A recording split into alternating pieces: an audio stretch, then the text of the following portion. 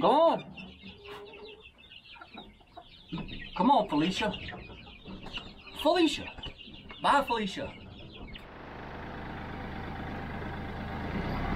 All right, y'all, Homesteader Hack here. All right, y'all, last of the birds coming out of the brooder. Here we go.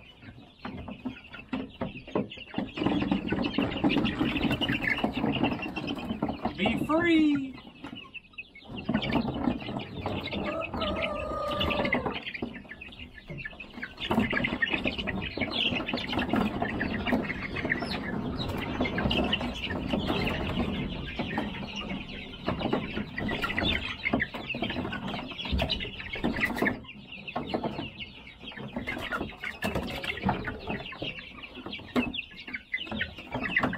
I know y'all don't want to be moved around.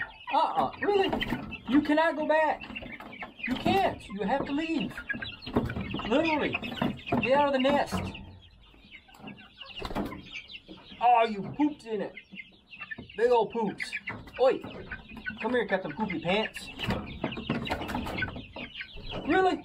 Out. There, have a friend.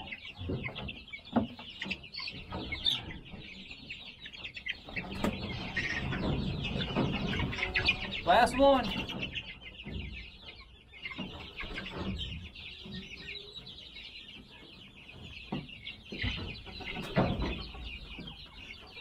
Go on.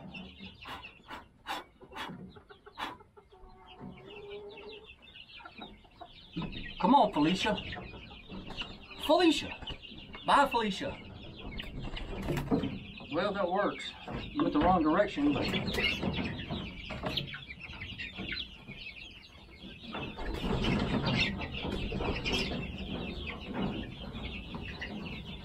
Oh, I got rid of you just in time. You just let out a big old bomb.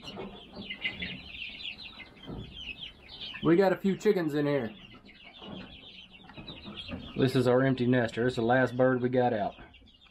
I guess it's content just to hang out right there. What, Fred? Some bluebirds right yonder on the box. Boy, they sure are pretty. Swallows flying overhead, eating up the flies.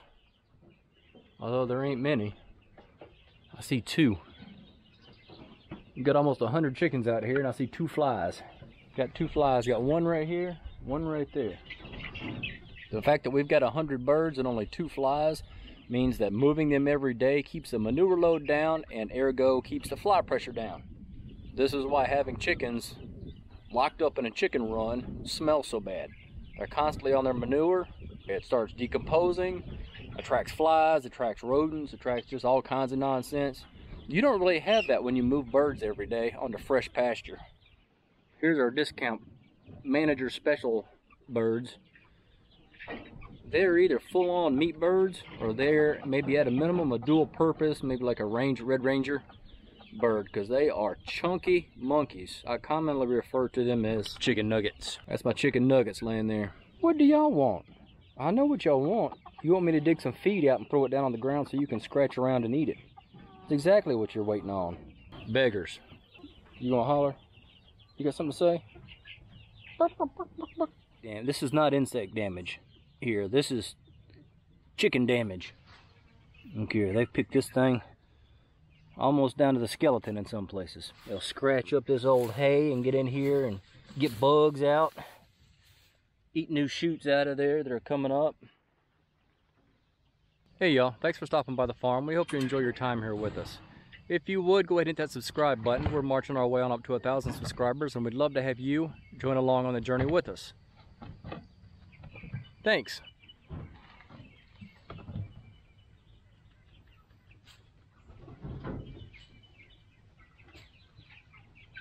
So we've got this automatic door here set up to open at 7 a.m. and close at 9 p.m. And I've turned all those little birds loose in there, and they'll just come out whenever they decide they're good and ready to come out. It may be today, it may be tomorrow, it may be next week, it may be 2 weeks. I found that the chicken nuggets didn't come out for about 2 weeks after I put them in there. But once they decided they were ready to come out, well, they just made it a routine of coming out every day. And most of the time they come and lay up here under this tailgate.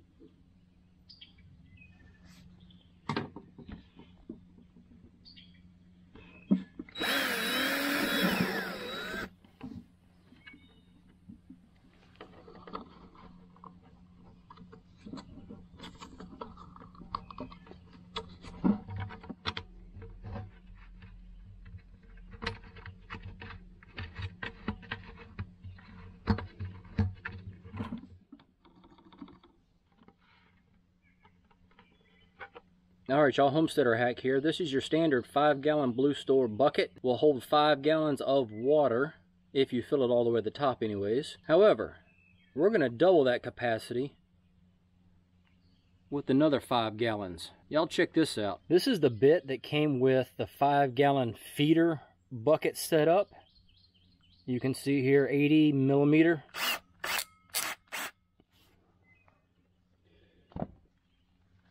And what we're going to do is take our lid, put a hole in it,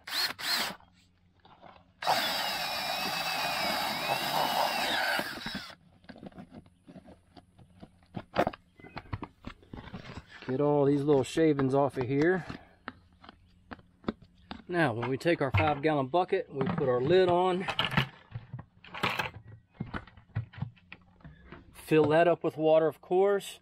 Then we take our other 5-gallon jug, set it upside down, and that creates a gravity feed here. So what you've got is you've got 5 gallons down here on the bottom, creates a gravity feed here. When they drink this down, Water comes out of the top here, glub, glub, glub, glub, and goes down in here and fills this back up. So they essentially have 10 gallons here. I've got 2 of these now, so we've got a total of 20 gallons of water in the Eggmobile. If you ever decide to get into the chicken business and you go with these drinker cups, make sure you put them up high enough on your bucket so that the cup doesn't rest on the ground. These cups need to be able to flex up and down. When this cup fills up with water, it'll sag and sit like this. When they drink out of it, it raises up, and that triggers the valve in here to open up and refill the cup. Of course, when it fills back up, what's it do? It sags and it shuts that water back off. Similar to the float valve in the tank on your toilet. All right, y'all, so we've got our bucket filled up. You can see the cups. Maybe you can see the cups. Yep, there's the cups down there. Full of water. We're full up to at least where the neck of this bottle here comes down into the bucket. Watch what happens when I lift this thing.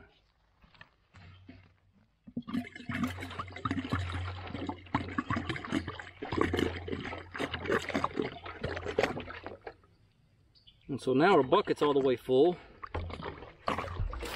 All we have to do now is top off our water bottle and we'll be good to go.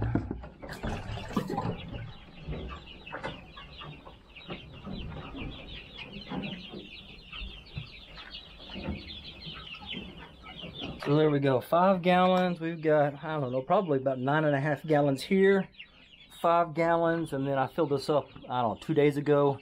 We've got probably another gallon still left in here. So 9, 14, 15 gallons of water in here. There's 4.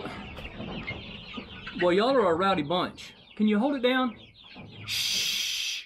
Anyways, as I was saying before I was so rudely interrupted, there's 4 drinker cups on this one, and we've got 3 on this one, so a total of 7 drinker cups.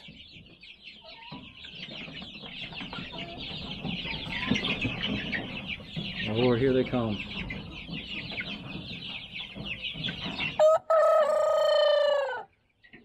Old Fred sounds like he needs to clear his throat. Hey y'all, this one right here is probably my favorite. This one right here. You probably can't tell it on camera, but that sucker's got a mullet. Y'all see where I dumped that feed out earlier?